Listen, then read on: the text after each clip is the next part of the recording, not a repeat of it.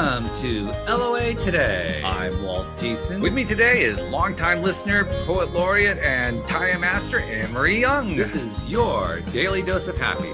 We are so happy you decided to join us today. So I have to ask you, Anne-Marie, now that you're back, you're settled in, are you past the jet lag? Yes. Yeah. And I had COVID last week as well. So it was a double whammy. Yeah. How are you feeling? I'm feeling a lot better. I feel human at last. Hey, that's a good thing. Yeah. All right. Good. Welcome back to the human race. We appreciate it. Thank you. It's good to be back. Yeah. But you did have a nice visit with your family in Minnesota, so I'm glad you had that. That was really good. I did. It was amazing. Minnesota nice, I think it is, they say. Okay. And it's very, very true. They were all lovely. So it's nice to know that there's good contagious stuff. That's good. Yes. Yeah. Well, we're going to explore a different avenue of health than what we have often done in the past. Not that we have not explored health. We've looked at health from a number of different angles. But our guest today has had a very direct connection with one of the most challenging forms of health issues that a human being can possibly face. And I'll let him tell his own story. But his name is Dave Mowry. And Dave has not only had to face this tremendous challenge, but he's found a really great way to accomplish that. And again, that's something else I'll let him tell the story on. So first of all, from Happy Valley in Oregon, I love the name of that little town. How you doing, Dave? Welcome to the show. I'm doing well, Walt. How are you? Hi, Anne-Marie. Hi, Dave. Good to have you on. That's good to be here. Thank you. So tell us the story. I mean, tell people, first of all, I haven't really clued people in on what you've been dealing with. So tell people what you deal with and give us a little idea of how you went about dealing with it. Yeah, well, I live with bipolar disorder and severe anxiety, and that's most of it. But then there's a little OCD involved and a little PTSD from the living with the bipolar and all the challenges with that. So I kind of got a lot of different things going on. But my bipolar disorder and severe anxiety are the worst. I've got, lived for, we seemingly had it all, and I had businesses. My wife and I were happy. We had a family, and we seemingly had it all. And then one day I was driving down the freeway between businesses. I was under a bunch of stress, and my mind snapped, literally snapped. I could hear like a twig snap and an electric shock, and my face went, my muscles in my face went slack, and my voice went monotone, and my vision got blurry, and it was everything I could do to get home and just sit on the couch and just try to be. And that was the beginning of my 14 lost years and dark days of just doing everything I could just to be, just to hold it together and to keep the manic cycles from going too high and the depression from going too low. And that's something that I think everybody who does not experience that kind of condition, including myself, kind of has a hard time relating to, like, what could that possibly be like? I mean, we can kind of try to imagine it, but can you convey to us what's it like to live with that day by day? It's first, you don't know. I didn't know who was going to wake up in the morning. I didn't know if it was going to be the me that could talk, could do things, or the me that had to sit. Lots of times I hid in the shadows and suffered in silence. I couldn't talk to people. If I couldn't go to the mailbox to get the mail, because if I saw a neighbor, I'd be too overwhelmed and anxious, and I'd know if they looked in my eyes, they'd see the sadness and the loss and the insecurity inside. So I'd go to the mailbox at night. We lost our house. We were homeless for 18 months with the kids and wow. My wife and the kids. And during that time, the feeling of failure and guilt and anxiety and just the depression of just being in mud, just not being able to move, just like I said, everything I could do just to be. I couldn't take a shower. I didn't shower for months. I was too depressed to shower. I'd sleep in my clothes because it was too much to take them off at night and put them back on in the morning. it was, the depression was awful. And then I go into these short spurts of mania where I thought I was the smartest person in the room and I thought I could do anything. And I was actually, during those times, I was cocky, I was a jerk and pushed people away. And after it was over, then I realized what had happened and how it had gone, and then the guilt and the anxiety, and that would throw me back into the depression. But the depression would come and go, and the mania would come and go, but the anxiety was always there, and in many ways, it was the worst part. Sure.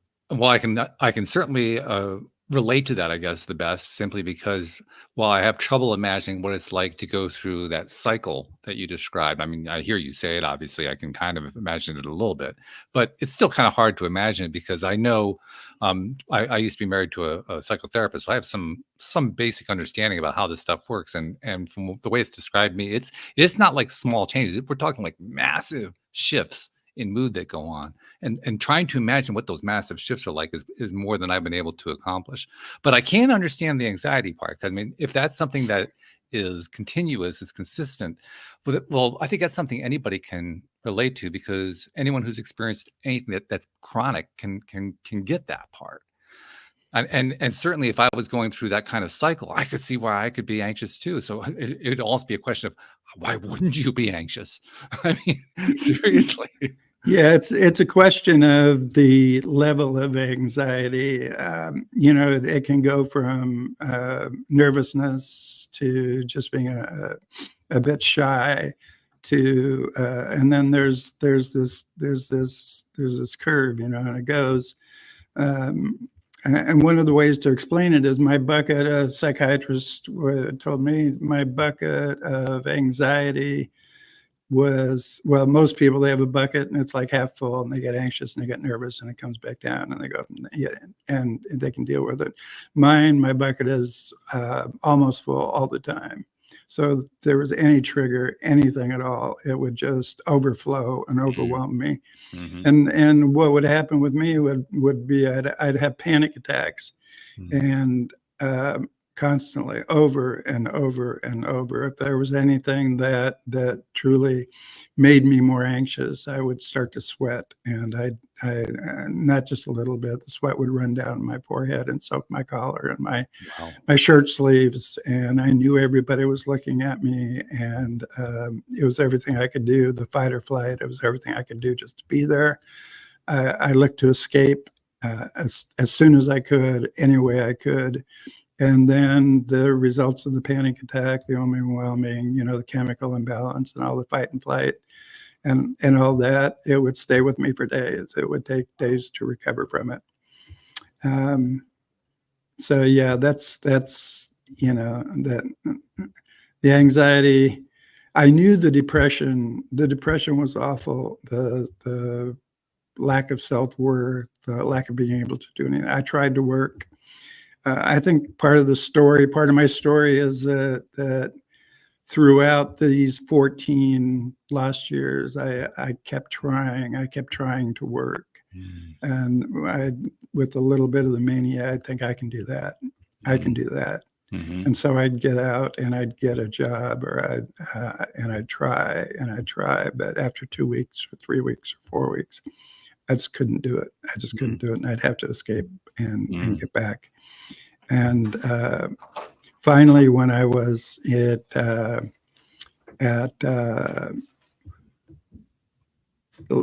towards the end of the 14 years, I got a job, a part-time job at Macy's. I worked 12 hours a week, minimum wage, doing everything I could just, to do it. And I did it, and I showed up and I rode the bus and I got there, and all these things were happening. And that was a huge success and a huge success in my life. Wow. Yeah. And when you've gone through something like that, that would be a huge success. So congratulations on having achieved that. But you also found a really novel way to help yourself climb out. Because I mean, that's one of the things that kind of goes through my mind as I hear your story. Like, okay, I get it. it's a really horrible situation. How on earth do you get out of it? You did manage to find a way out, but you haven't told us how you did that. How did you get your way out? And this is really something.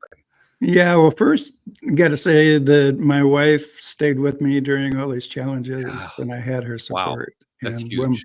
when we were broke and a couple $100,000 in debt, she took over and she held it together for us, and she got us out of it over time. And so she's the hero of my story. Wow.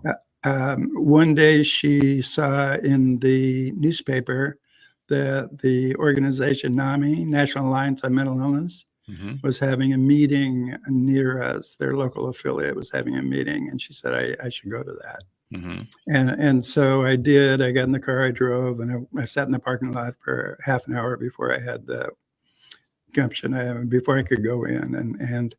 But I went in, and they said hi, but they didn't expect anything back from me. And there was no judgment and no expectations. And so that's how I discovered NAMI. And then through being associated with NAMI, they brought a comedian in from Vancouver, BC, and he teaches stand-up comedy to folks with a mental illness. And for some reason, I thought I could do that. Wow. Why do you think you thought that? When I was in the psychiatric unit, for a while at St. Vincent's Hospital, and I came up with a couple jokes as I was in there. I was in there, it was safe, I was calm, the anxiety had lifted.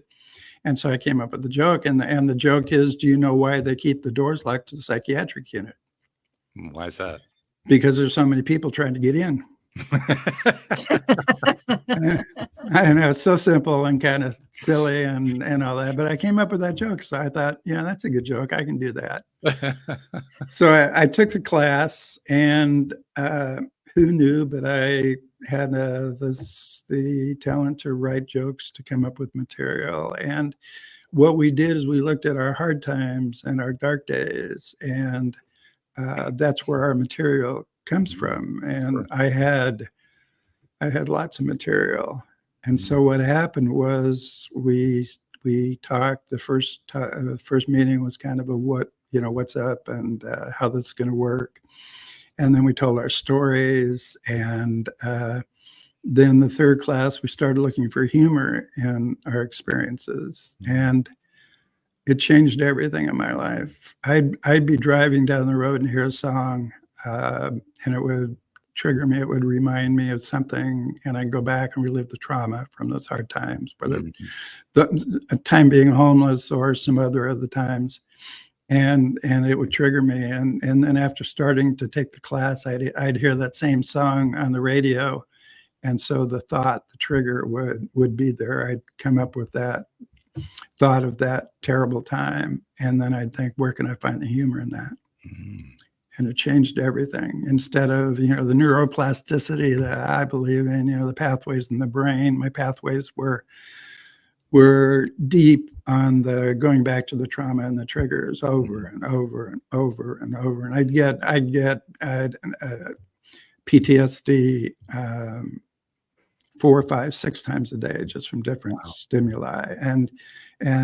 But saying, where can I find the humor in that? It just changed the pathway in my brain. And when I heard that song, or had a trigger, or had something that took me back to that trauma, I started looking for the humor in it, and found it for whatever reason, Yeah, well, that's why I wanted to know. How did you? knows? I mean, because that's just straight. I mean, it's a great strategy. I love that you were doing it, but I know what it's like to be in that really depressed state. I've not experienced it the way you have, but I know what it's like to be there. I think most of us have to one extent. Or Yeah. When you're in that mindset, the last thing that comes to your mind is humor, and yet you found humor. It's like, first of all, congratulations. And second of all, how the hell did you do that? Yeah, it's and I don't know. I teach stand-up comedy to other folks with a mental illness now, and I help them find the humor in their challenges and their dark days. It just comes to me. It just comes to me, and so I'm fortunate in that way.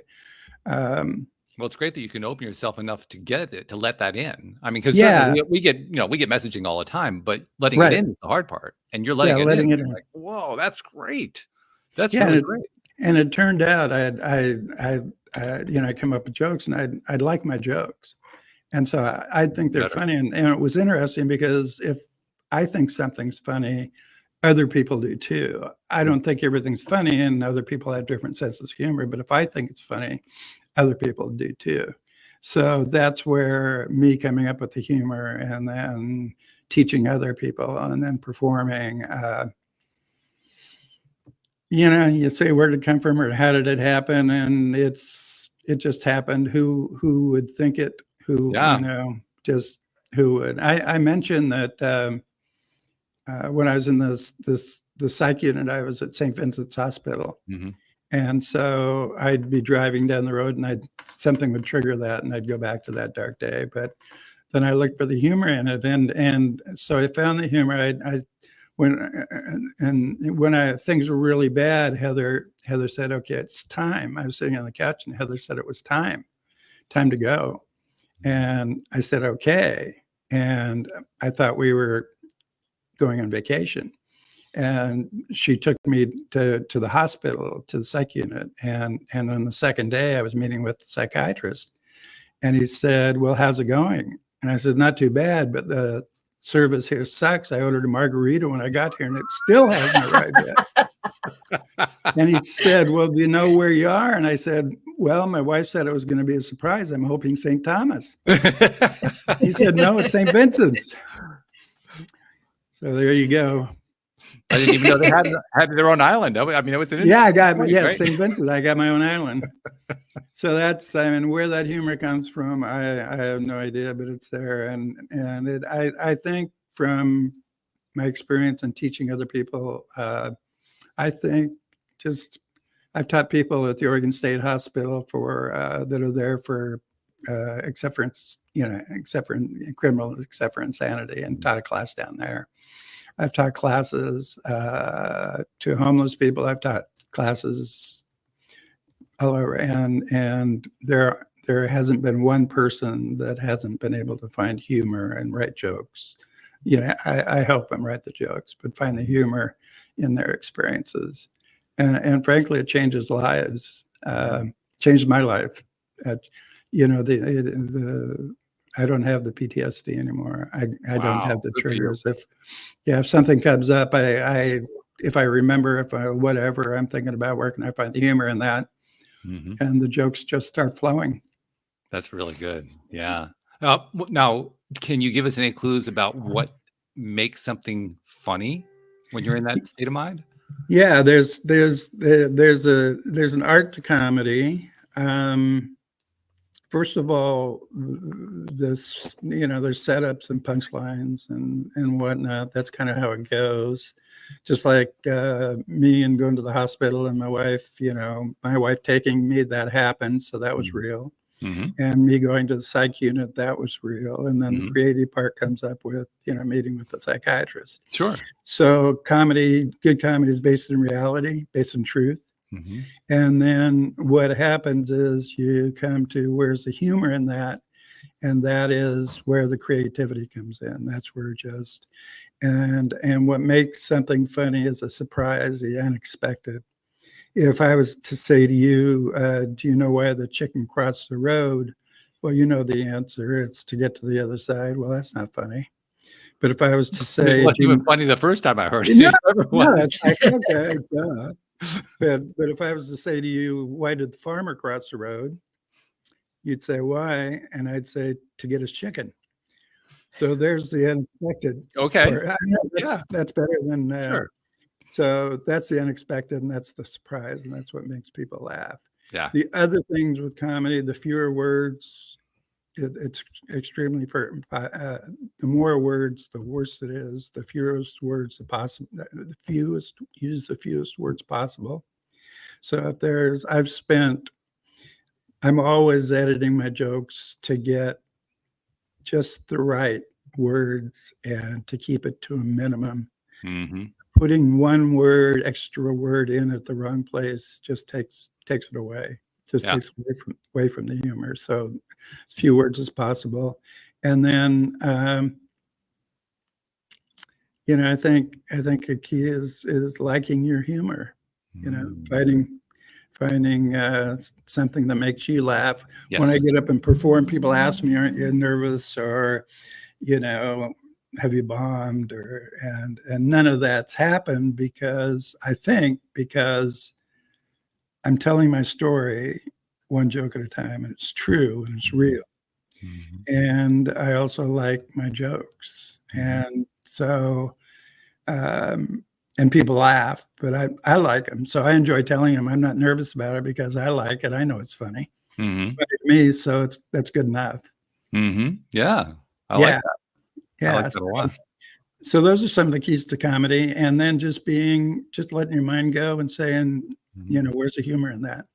And if someone's living with a mental health challenge, with anxiety or with depression or with the mania and PTSD, just the act of asking that question changes everything, because it changes that pathway. It changes that trigger. You don't go back to that trauma. You take a turn, and you go somewhere else, and it changes everything. Yeah. And that kind of leads to what I was going to ask you, Dave, is do you think it's changing your whole perspective of the traumatic situation, because it's no longer controlling you? You're seeing it from a different viewpoint. I think that's huge, because it controlled me. It controls so many people, and the anxiety and the trauma, the PTSD, the panic attacks definitely controlled me. And after I learned the stand-up comedy and started teaching, it gave me control over that. Yeah. I could say, where's the humor in that? I could control how I responded.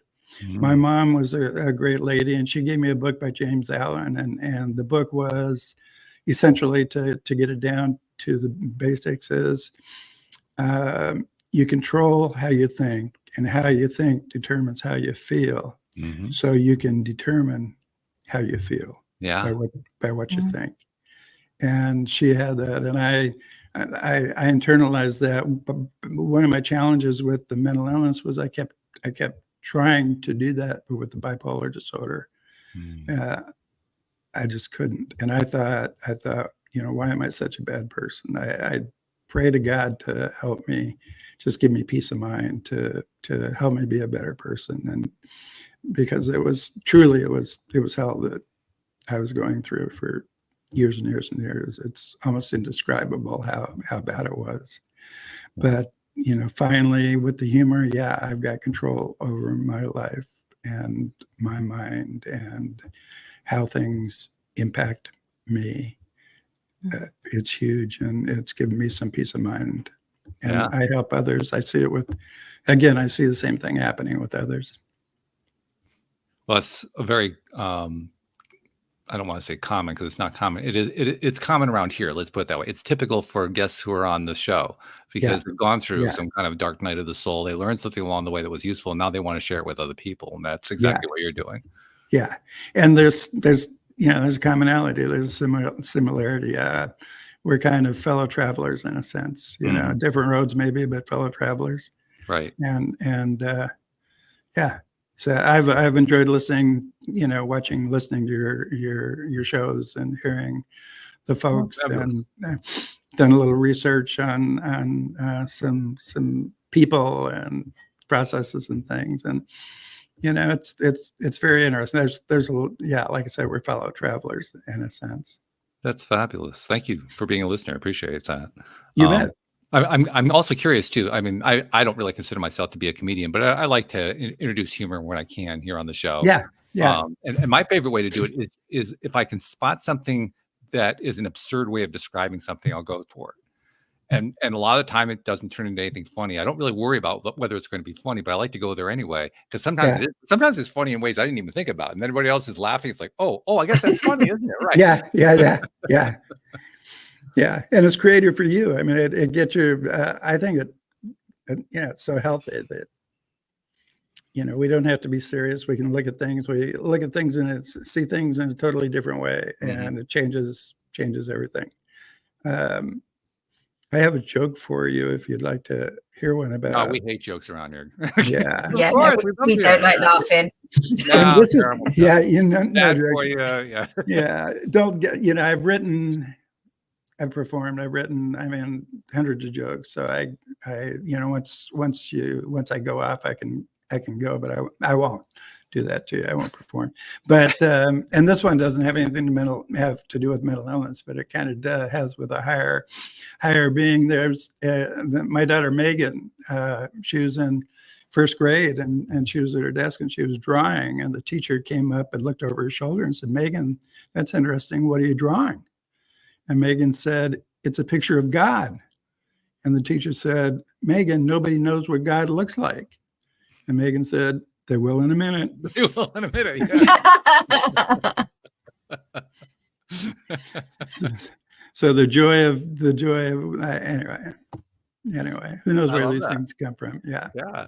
That to me is kind of what I was referring to, how you reach for something that, you know, in just normal conversation would be kind of absurd, but in that context, it's not just funny, it's cute, it's wonderful. Yeah. And you know, it's something you can tell everybody. And I've got another one. I won't get any more simple than this one. And if I tell any more, they'll be mental health related, I promise. But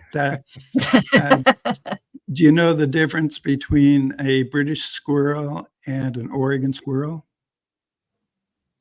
The accent. No. The accent. I know, so dumb. Squirrel with an accent. What I love though is we quite often hear that people turn to try and find gratitude and something to be grateful for out of their experience. And I love the fact you've turned it into comedy rather than necessarily, because, you know, you hear of laughter therapy and it really does make a difference. And I love, you know, the change in that perspective that it gives. But I can't help wondering how hard it must have been to go to that first meeting. You know, again, Did it feel like you were meant to be there? It was interesting. I thought, okay, I meant to be there. And it was funny. People went around and told their story. So I told my story. And you know, I mean, a quick 3-minute, you know, had it all, lost it all, homeless, blah, blah, blah, blah, blah. My dad lost his life to suicide. Yeah, you know, all these different things. So I went through and told my story. And then the comic teacher looked at me and said, "That's just sad."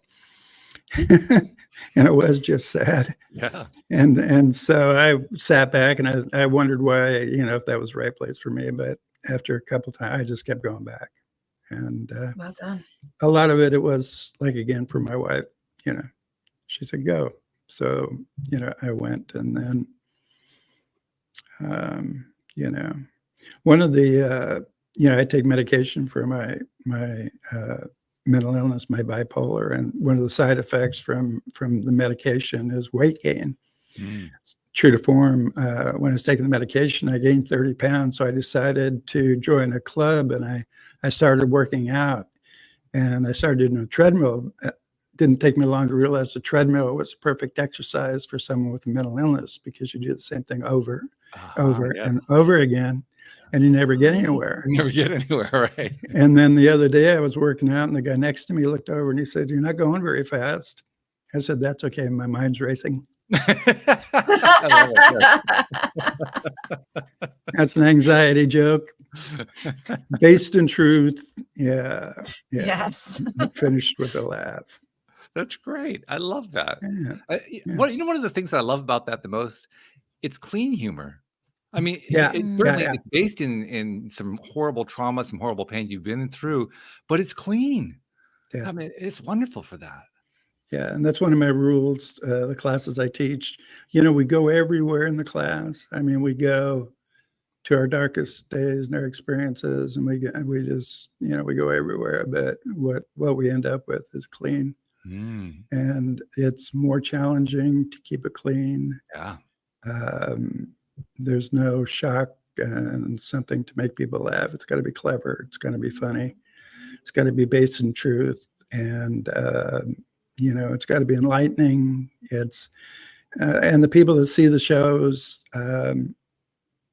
you know, it has a huge impact. It does two things for people there who live with a mental illness. They relate and they laugh and they see themselves and they see the humor in it, and that's huge for them. And then other people, it shatters the stigma.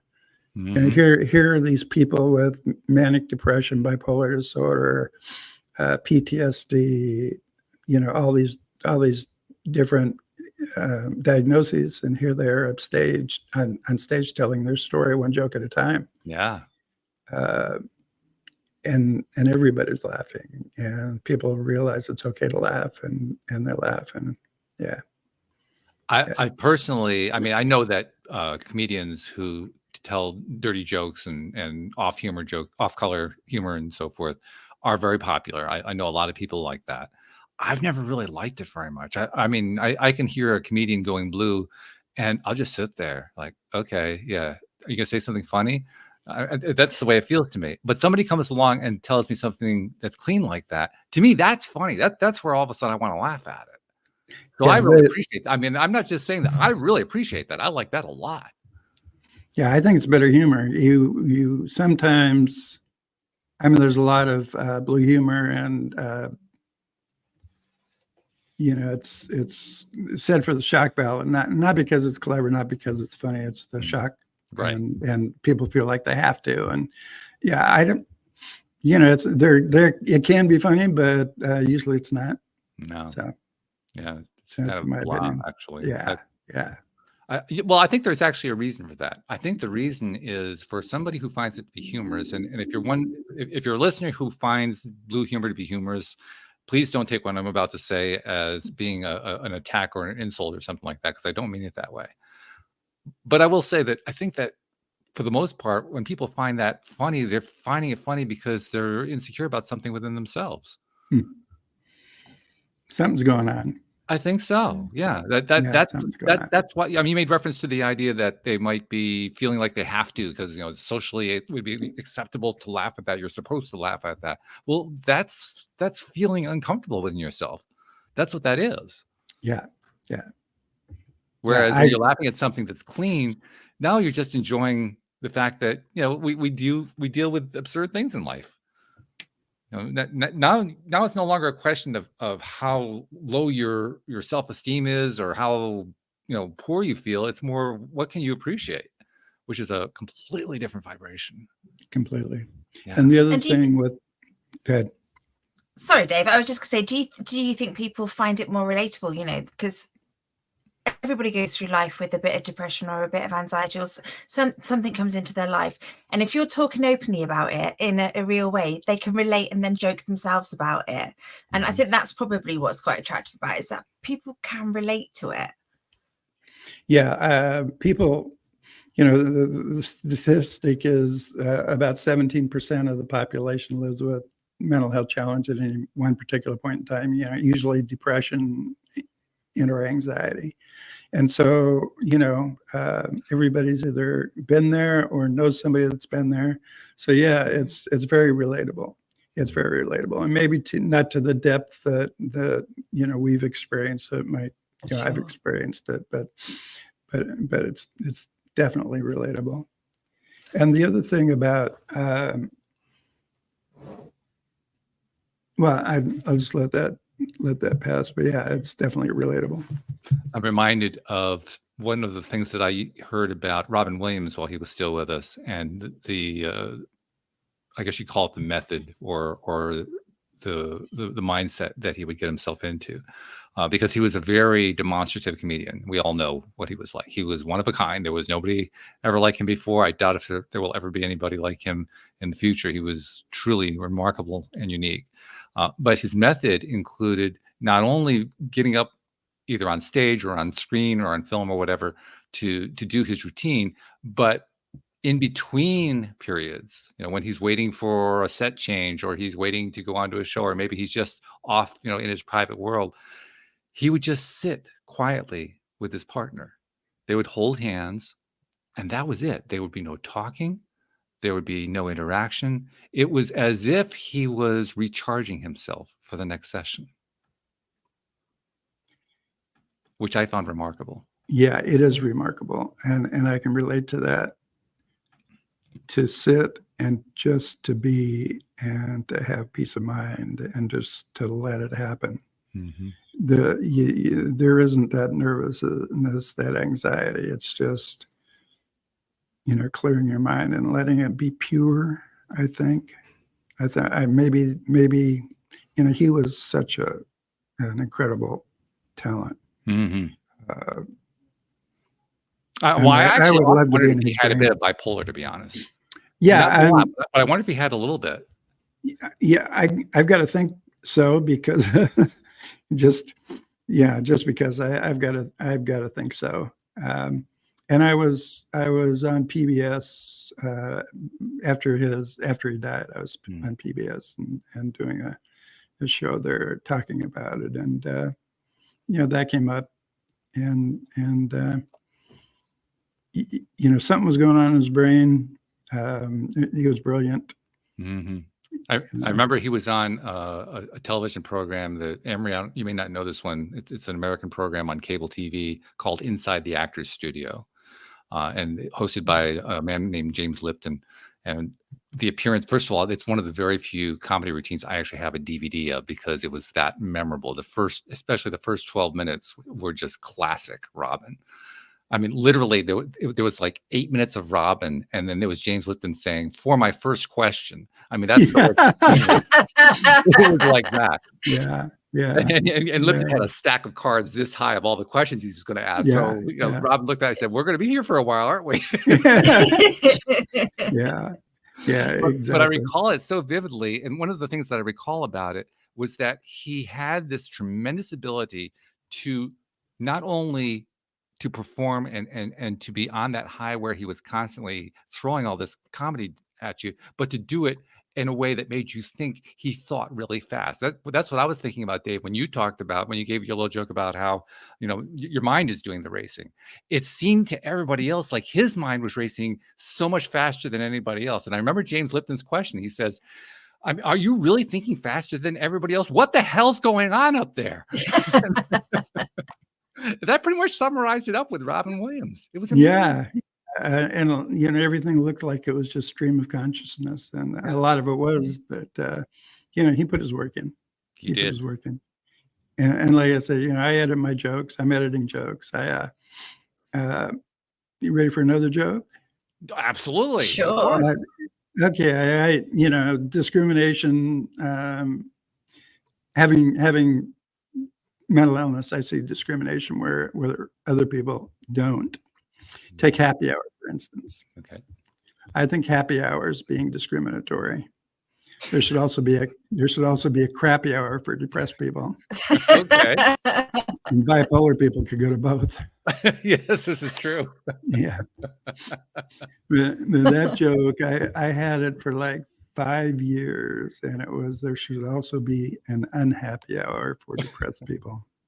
Yeah. And I was talking to my son and came up with crappy hour for depressed people. I like that. So much better. And it took out that extra syllable that didn't fit. Yeah. And I think your rule. Yeah. Yeah. So that was something that was in there, that thinking about, and unhappy hour, and what. So crappy hour. So what you're describing there for us is you're describing the creative process, and how that it isn't something that you're necessarily creating on stage while you're doing something. You work it out in advance. You're crafting as you go along, day by day. You're crafting different little messages that you can share.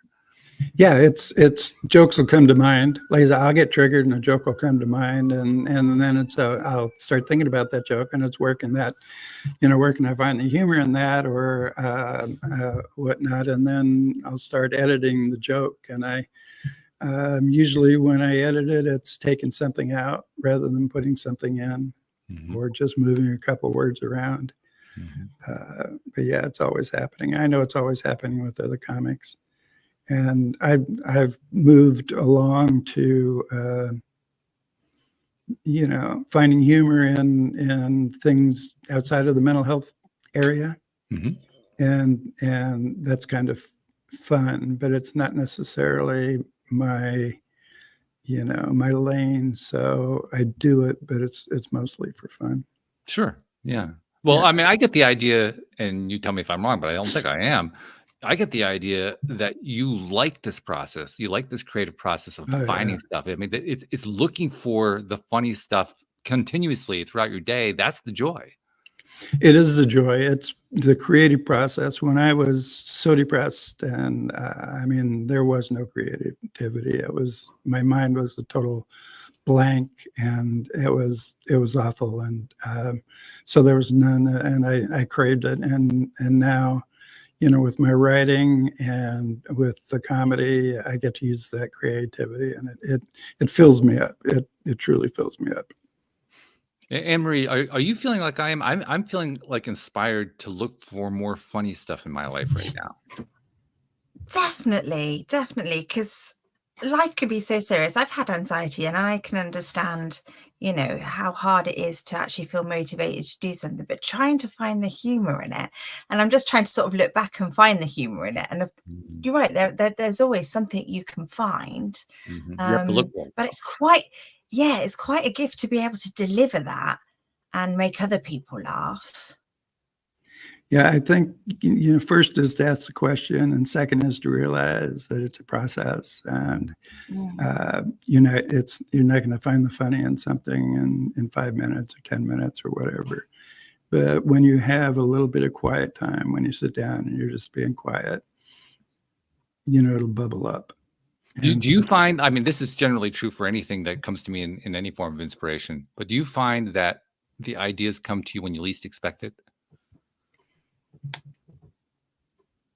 Yes. Trying works. I've done it enough so I can sit down and say, okay, I'm going to write some jokes. But usually there's some inspiration, and and that's how it happens. It happens from the quiet. It happens from, it's a surprise that it's happening, and that's the best way. I mean, that's the best time. That's it. Do you laugh at your own joke the first time you hear it? No. No, I don't laugh at my own jokes. Not I even enjoy them. But I Enjoy don't them, okay. laugh at them. Yeah. I let other people laugh at them. And it's funny. A lot of my jokes I've been doing for years and years and years. I still find them funny. Because I just, they're so, you talk about absurdity, they're so absurd. They're just so absurd. When things were really bad, I think I told you that my wife's the hero of my story, and right. But during those dark days, there was a time that I decided to end it all, and so I went up into the bathroom and I took a bunch of pills, and afterwards I called my wife for help. She said there are more pills under the sink.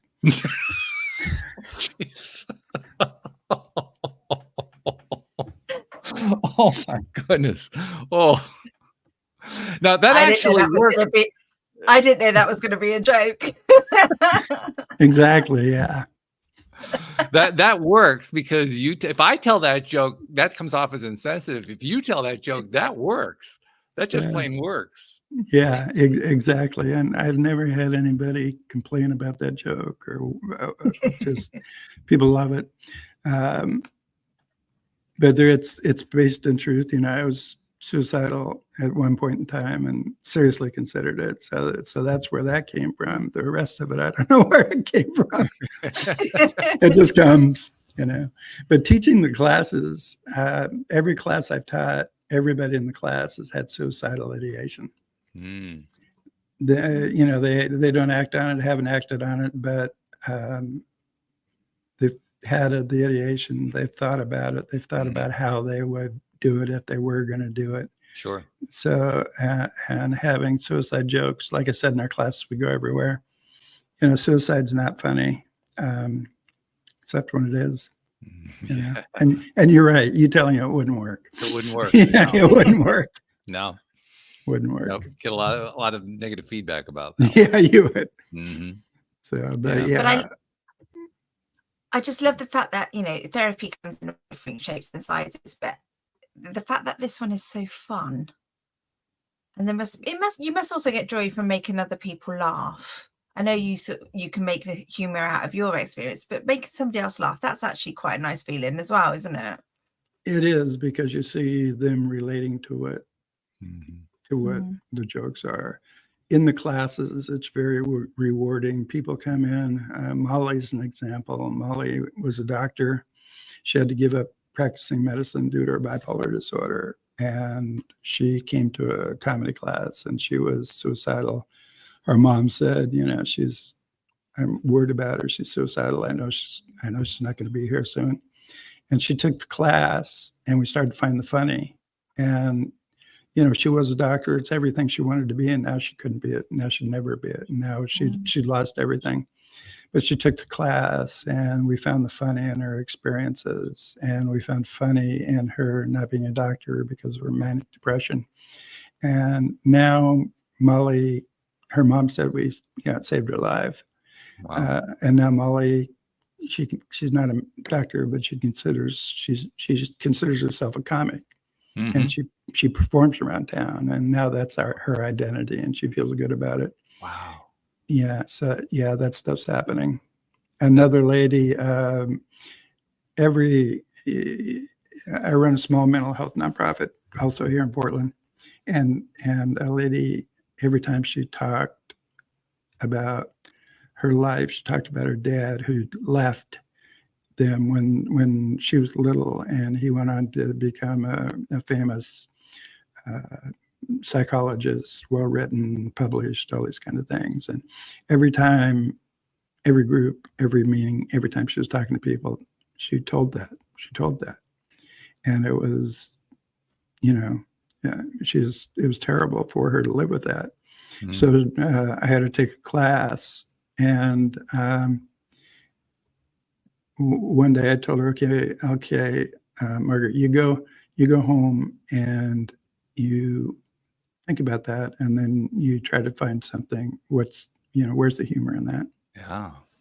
And she did that, and a couple of weeks later, it was like she was a completely different person.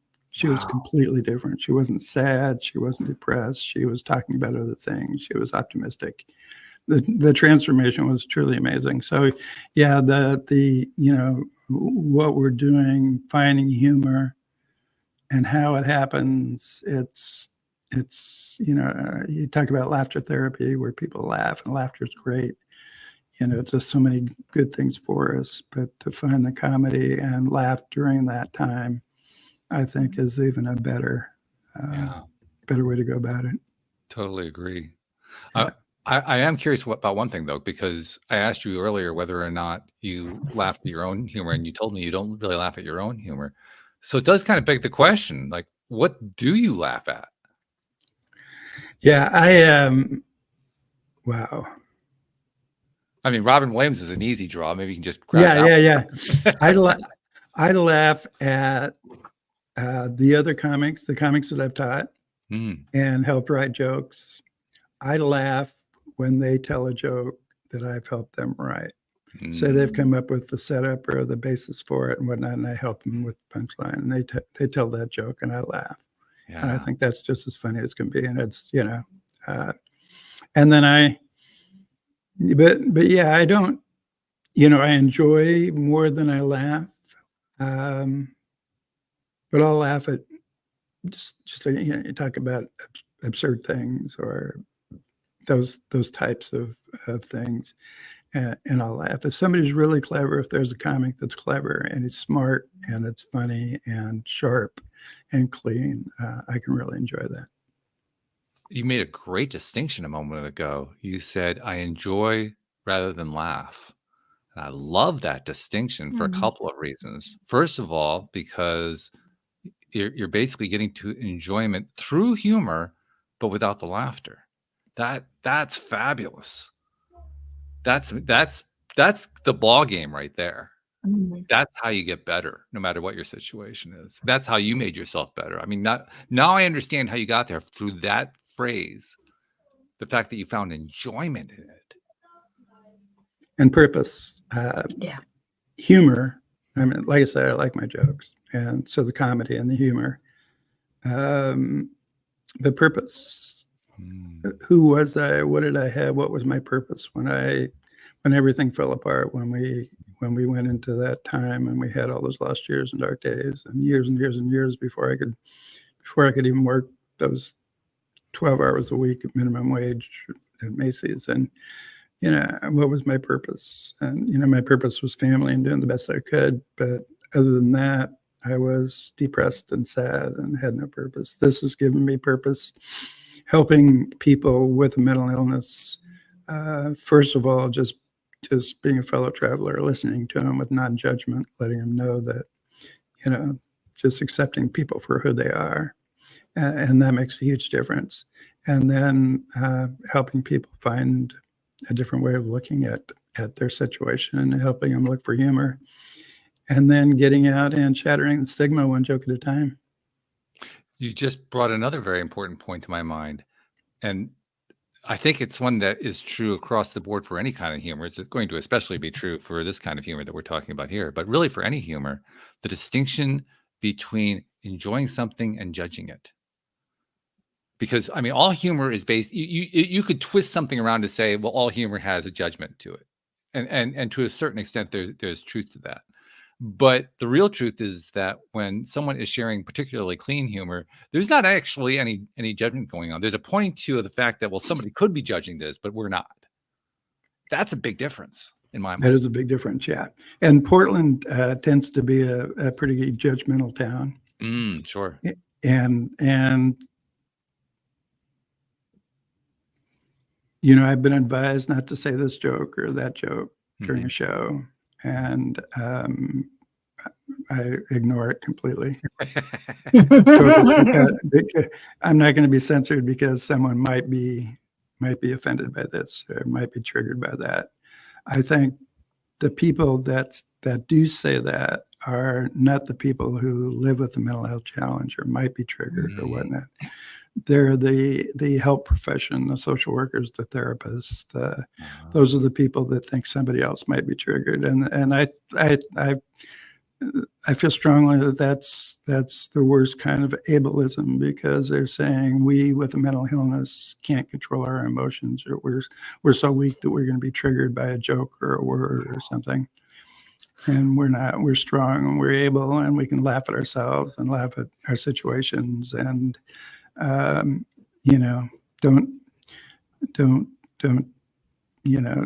do things about us, without us. Don't try to help us in those ways. Treat us well. I would imagine that makes some people feel less alone. Like, oh gosh, somebody else feels like I do. And, you don't feel like you're just so isolated by it. That's huge. And in my book, OMG, That's Me, Bipolar Disorder, Depression, Anxiety, Panic Attacks, and More. I started blogging for bphope.com, and my post's been read by over 1 million people. And the most common comment is, OMG, you're telling my story. I don't feel so alone now. And so that's what was happening. And so I took the best blog posts, most positive comments, the ones that really people related to, and put them in the book. OMG, That's Me. And sold over 20,000 copies. And Congratulations. Usually self-publish, you sell 50, friends and family. And that's an accomplishment. 20,000. Yeah. So, but people get it and they relate to it. They see themselves. They give it to family. If one wants to know what it's really like to live with a mental illness, that's the book. And then OMG, That's Me 3 is about healing with humor. It's about the comedy. It's about Molly. She's chapter 6, transformation sheet. And so if you want to know, you want to see the humor and how that impacts people, then OMG, That's Me 3 is the book. We have audiobooks on both, and the OMG, That's Me. And actually, the audiobooks now are outselling paperbacks. Wow. Congratulations on that too. That's big. And it's the whole thing. Well, and Anne-Marie is like, who knew? Go figure. I'm just writing this thing and enjoying it and doing the best I can and making a difference in people's lives, and the rest is taking care of itself. Yeah. If I would have said about to, okay, I'm going to write a book. I'm going to sell 20,000 copies and I'm going to make a lot of money. All the wrong reasons. And not the reason why you really want to be doing it in the first place. No, writing it so people know that they're not alone and that it does get better and there is help. Well, that's a good reason. Then you write it for that reason, good things happen. That's a really great story. I love that. It's just a positive side effect. Yep. A couple questions before we wrap things up here. First of all, since you like helping people and you've made it your mission in life to help other people going through similar issues as yourself through humor, I presume that means that you want to be contacted by somebody who's interested in reaching out. How does somebody find you who wants to contact you? Well, a couple things is, one, they can reach out to NAMI, National Alliance on Mental Illness. They've got 800 affiliates across the country. Okay. So everybody has a local NAMI, and reach out to NAMI because they are non-judgmental, they're supportive, and it's a great place to start. Education, support, and advocacy. So it's a good place. For me, reach out on my Facebook or LinkedIn, message me, and I respond to everybody. And if you got something you think, if you just whatever, like I said, I mean, it's purpose, make a difference in people's lives. And I'd look forward to it. With my kids and now my grandkids, they head off to school. And the last thing I'd tell them, every day I'd tell them to do the best and to do something nice for somebody. And from the time they were little and as they got older, they'd come home and sit at the kitchen table and say, Dad, I did something nice for somebody today.